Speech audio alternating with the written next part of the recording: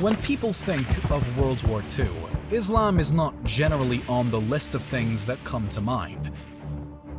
Nonetheless, Muslims actually played a particularly important role in the war and became a significant focus of Germany. In the words of the German Chancellor himself, the people of Islam will always be closer to us than, for example, France. To understand the Chancellor's position on Islam requires some backgrounds pertaining to his general religious views and thereby those of Germany as a World War II power.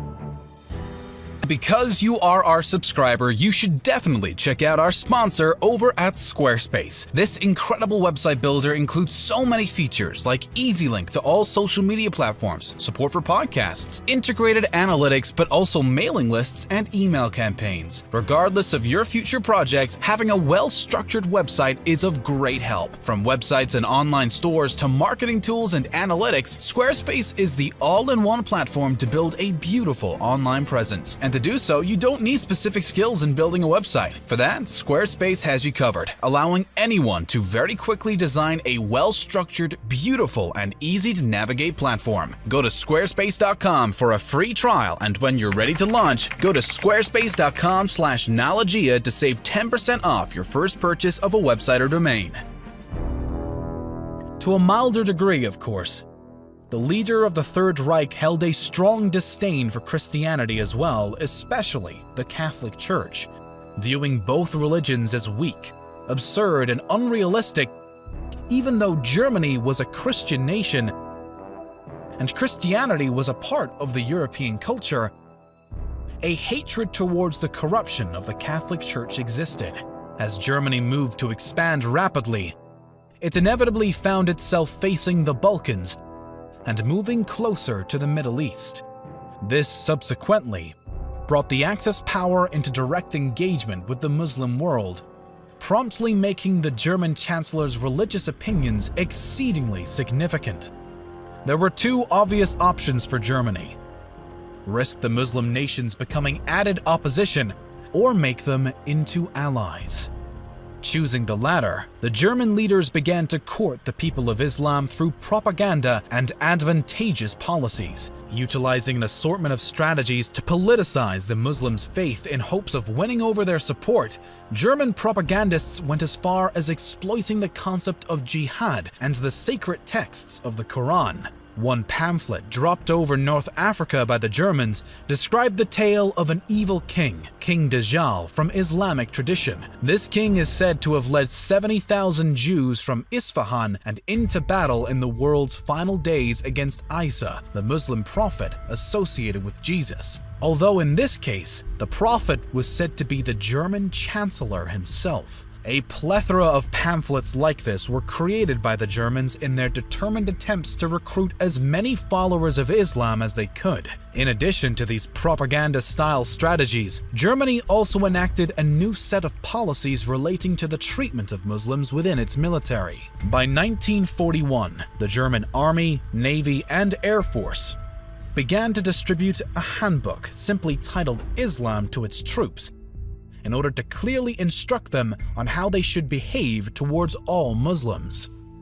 Furthermore, Muslims in the Wehrmacht were also granted religious freedoms, most remarkably doing away with the previously imposed ban on ritual slaughter, which had been created as a byproduct of anti-Semitism in 1933. Reaching even further on the Eastern Front, the Germans ordered the reconstruction of a collection of mosques, madrasas, and prayer halls that had been destroyed by the Soviet Union prior to German occupation. This move served as both a deed of defiance towards the Soviets and a hopeful act of friendship towards the Muslims. Another potential sign of unity that the Germans likely noted came in the form of shared enemies. As stated by Jerusalem's Grand Mufti, Haj Amin el-Husseini, the Germans and Arabs were, in fact, unintentionally on the same side, considering their mutual oppositions to other ethnicities and forms of government. The Arab Muslims were more focused on their disapproval of the British and French colonizers and the Jews in Palestine specifically. Nonetheless, the Grand Mufti considered the Arabs to be natural friends of Germany, truly believing in their ability to win the war and benefit his own nation. It is important to remember, though, that Germany's views at the time of racial purity and superiority were in direct contradiction of its decision to recruit and befriend the Arab and Muslim worlds. Interestingly, instead of addressing the inconsistency, Germany chose to heighten it by declaring certain groups such as the Turks, the Muslims of Bosnia, and the Grand Mufti himself to be honorary Aryans. Considering the fact that not all Muslims and Arabs would fall for the Germans' propaganda, contradiction, and violently anti-Semitic beliefs, the question still remains as to what drove such confident recruitment of Islam's followers. The answer to this one may be found a couple of decades prior. At the start of World War I, Germany became extremely interested in Islam, seeing the Muslims as the key to victory against the Triple Entente. The Germans attempted to spark Muslim revolts against the French and British colonial powers. One German diplomat, Max von Oppenheim, even described Islam as one of their most important weapons, following up this claim by asserting that Britain, France, and the Russians were the oppressors of Islam. Unfortunately for Germany, they never accounted for the brewing Arab uprising against the Ottoman Empire, which allowed France and Britain the opportunity to swoop in and appease the revolting Muslims and eventually split the previously Turkish-controlled Syria, Lebanon, Palestine, and Iraq between themselves, as well as awarding Russia with Armenia at the Sykes-Picot Agreement of May 1916. Ultimately, the Germans utterly failed to rally Muslim support in the First World War, but their attempt to do so again with the hope for more success comes as less of a surprise, despite the contemporary racial beliefs by the time of World War II.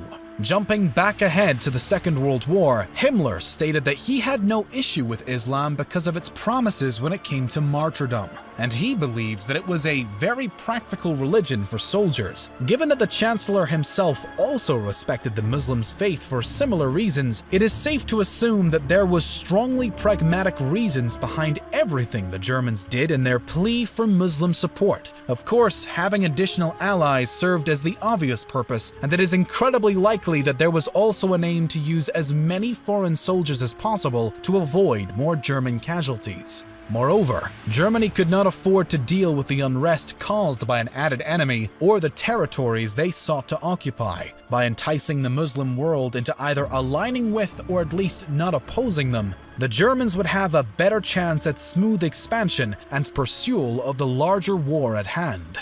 By the end, tens of thousands of Muslims had been recruited by the German army, and those who joined fought on all fronts. One setback came during the German invasion of Russia, though, when thousands of Muslims were executed. Some Muslims even chose to simply side with the Allies instead, with roughly 230,000 coming from North Africa alone joining the Free French. Even more fought for Britain. About 9,000 Palestinian Muslims, at least 500,000 Indian Muslims, and additional Muslim groups from regions reaching all the way to South Asia were unfazed by the Axis propaganda and instead picked the Allies. An underwhelming number fought for the Germans in comparison, but they were still able to form the 13th Waffen Mountain Division. It was made up of predominantly Bosnian Muslims who were charged with the duty of restoring order to Yugoslavia. Although they faced their own mutiny before the soldiers' training process had even ended. While the Germans were able to squash this rebellion and salvage the division, it still serves as another hint at Germany's failure to once again utilize Islam as a powerful force against their enemies during wartime. Despite the fact that the German goals to recruit mass amounts of Muslim troops more or less paled in comparison to the numbers of those who decided to fight for the Allies, it was only a partial failure, as they did manage to enlist some, especially because a large part of the Muslim world was under the colonial powers of France and Great Britain. The role of France and Britain as colonial powers likely helped drastically to undermine Germany's propaganda and recruitment techniques, given the fact that the Allies had a much more authoritative presence in the region. Nonetheless, the Muslim world played an integral role in the events of the Second World War from both a political and military standpoint, and on both sides of the conflict. Again, a huge thanks to our sponsor Squarespace. Don't forget to check them out.